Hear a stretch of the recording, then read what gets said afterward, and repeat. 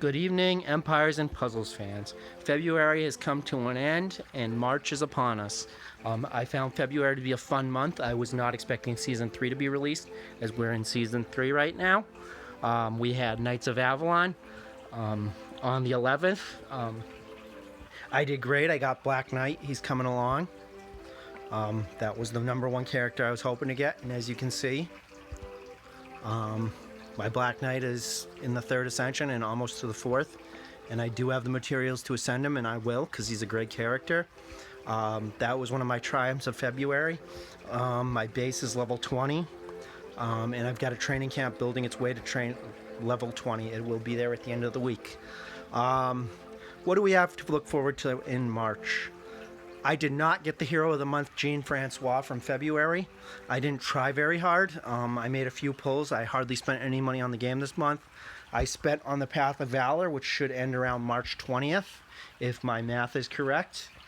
The first Path of Valor should end March 20th, so we'll race to get that to level 50 or try and get it done.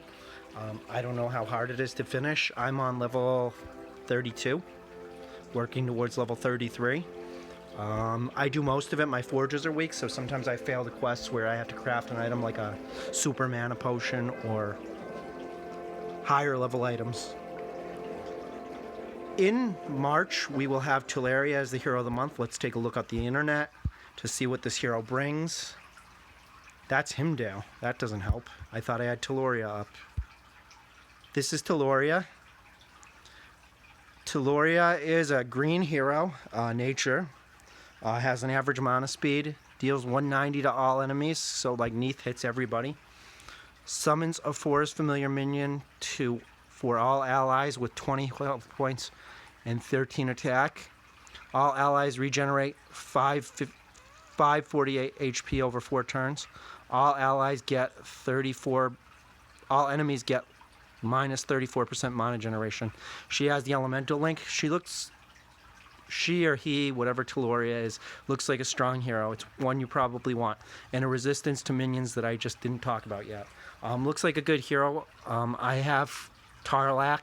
I do not have Holy or Dark 5 stars, so I'll be trying hard for those. If I got this, it would be a nice added bonus.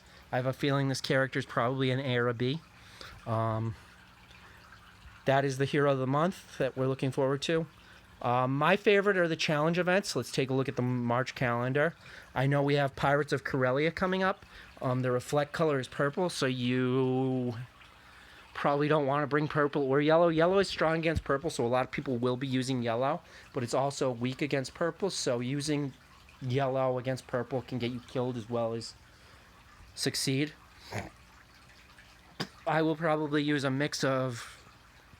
I'll see what it brings. I haven't really seen Pirates of Corellia yet, but I will probably use a mix of red and yellow. I will probably be bringing Guardian Jackal. In March, we have tomorrow is the last day of the Valeli summons. There's Trials of Nature for Druid and Ranger. Atlantis Rises has changed to the 6th of the month. We had an early Atlantis Rises. It's because Season 3 is open. I have about 500 Atlantis Rises tokens because I beat Season 2 in easy, and now I'm starting to do it in hard, which gets a ton of tokens. I have probably 480 tokens right now, and I should have 5 by the time Atlantis Rises comes, so I'll get 5 pulls, so I'm pretty happy about that. The Rare Quest Frost March is at the end of Atlantis Rises. That should get me the stuff I need to ascend Vela. Hope to ascend Vela soon. I do not have the equipment. I need probably 1 warm cloak and 2 telescopes. Last I knew. I can take a look in a minute. Pirates. So Atlantis Rises is early in the month on the 6th to the 8th. I play that hard. I farm. I use lots of World Energy Flasks.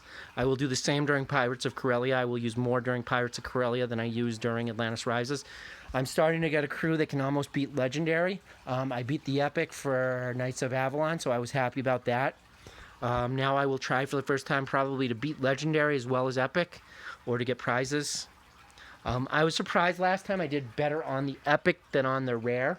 I didn't do very well on the Rare Knights of Avalon, so I was a little bit upset. I have not been working my 3 stars, so I do not expect to do well on the rare.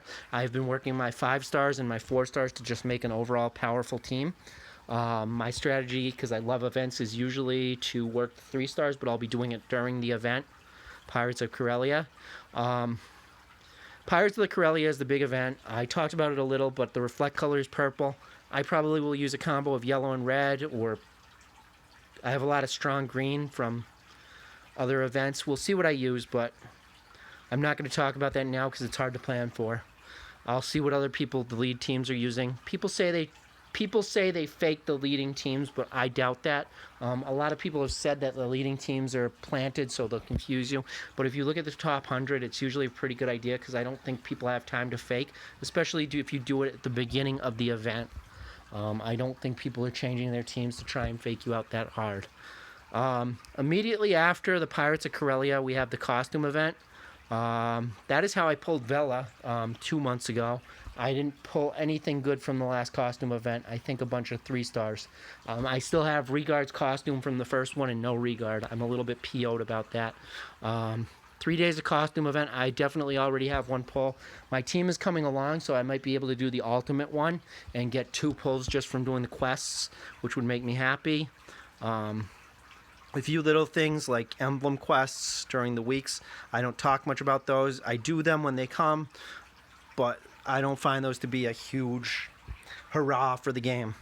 The costume event I actually really enjoy. Challenge events like Pirates of Corellia are my favorite. Atlantis Rises is a favorite. Hopefully they do something like Atlantis Rises with the Valele summons. I was not too happy about this Valele summons. I think they could have done a much better job giving us some incentives.